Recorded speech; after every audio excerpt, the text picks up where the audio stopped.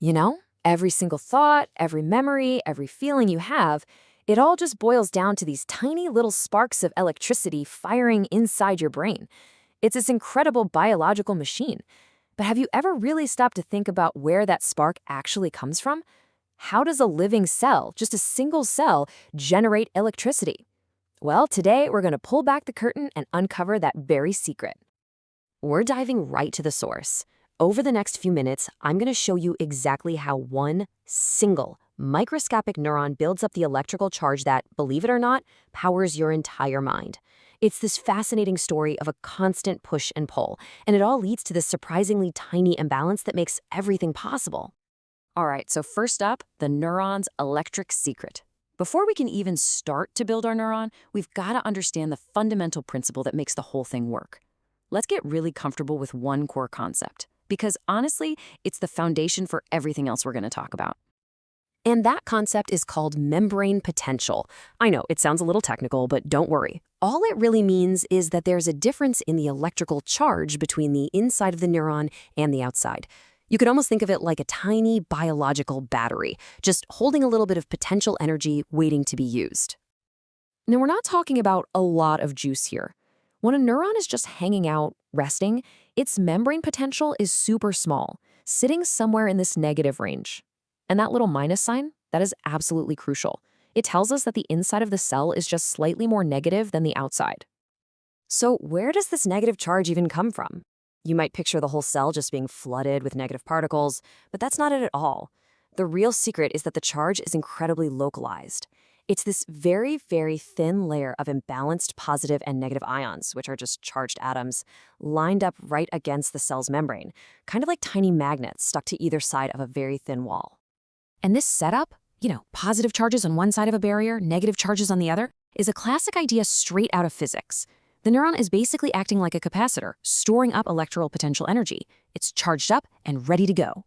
So how does our neuron actually charge up this biological capacitor?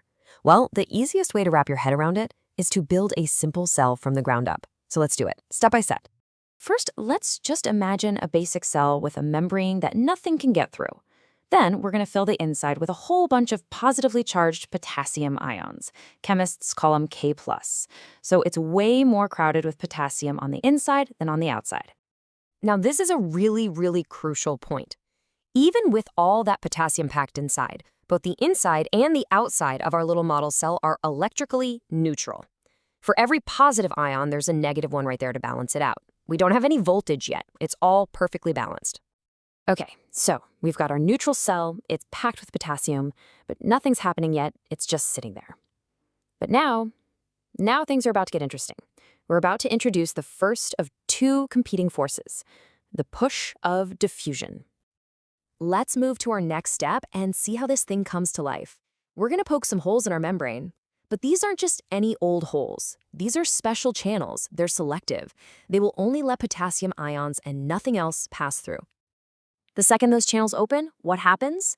All those potassium ions that are crowded together on the inside, they start to move to the outside where it's less crowded. They're just trying to spread out. And this natural tendency to move from a high concentration to a low one, that's called diffusion. It's a really powerful push outward. But remember how I said this was a story of a push and a pull? Well, as soon as that outward push of diffusion starts, a second opposing force immediately jumps into the game. And that is the pull of electricity. Just think about it for a second. Every single time a positive potassium ion escapes through one of those channels, what does it leave behind? An unbalanced negative ion. So, one positive ion leaves, and the inside becomes just a little bit more negative. Another one leaves, and it gets a little more negative still. A charge is starting to build up. So now we've got these two competing forces. We have diffusion, which is the concentration difference, and it's pushing those positive potassium ions out. But at the same time, that growing negative charge on the inside creates an electrostatic force that starts pulling those exact same positive potassium ions back in. So you get this epic tug of war happening right at the edge of the cell. Diffusion is pushing out, electricity is pulling in. So which force is stronger? Which one is going to win? The answer to that question, well, that's the entire secret to how a neuron gets its power. Here's the twist. It turns out neither force really wins. Instead, they find a perfect balance point, an equilibrium. And as we're about to see, the scale of this balancing act is what is truly mind-blowing. So, to create that resting potential we talked about earlier, that -40 to -90 millivolts, what percentage, what fraction of all the potassium ions inside that cell do you think actually needs to move out to achieve that balance? Just take a guess in your head. The answer is just 1 in 100,000. That's it. It's an unbelievably tiny fraction. Just let that sink in for a moment. A minuscule number of ions move, but the effect they have is profound. And this quote from the source material just explains it perfectly. The electrostatic force is, for lack of a better word, a beast. It's incredibly strong. The electrical pull that's generated by moving that tiny, tiny fraction of ions is powerful enough to completely balance out the diffusive push from all the rest of them. So, what's the big picture here? What does this all mean?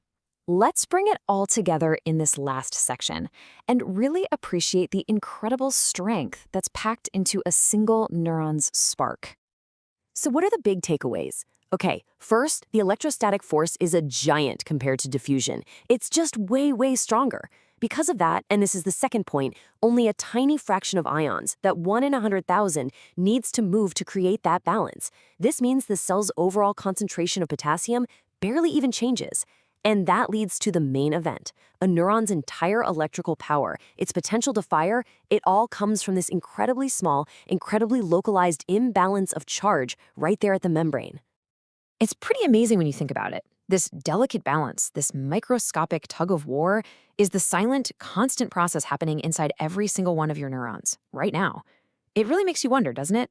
If this elegant, subtle dance of ions is the source of a single spark, what kind of beautiful storm is unleashed in your brain when trillions of them fire all at once to create a single thought?